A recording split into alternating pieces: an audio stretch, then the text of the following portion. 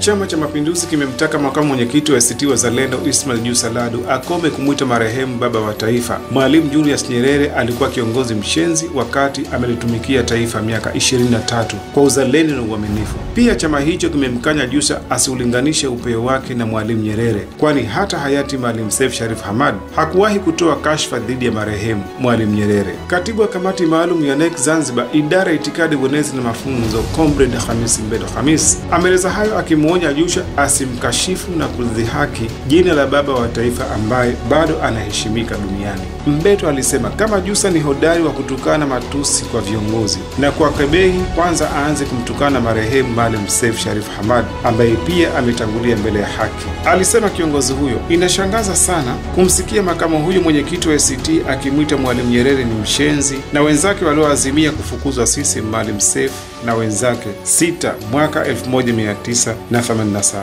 Kinachoendelea kufanywa na Jussa katika majukwaa mbalimbali ya kisiasa sio katika siasa safi za uungwana, uadilifu. Siasa za matusi na kashfa hazikubaliki katika taifa la kiungwana kama Tanzania, alisema mwenezi huyo. Mbeto amedai Jussa akiwa katika kikao cha ndani cha ACT Wazalendo huko wilaya ya Kaskazini A, mkoa wa Kaskazini Unguja, pamoja na maneno ya kejeli amelidhalilisha jina, utu na hadhi ya marehemu Mwalimu Nyerere. Hata hivyo, mwenezi huyo alisema Jussa alikwenda mbali sana kuwaita viongozi wote wa CCM ni majahili, wezi wa kura, hawamuhofu Mungu, pia hawana imani za dini.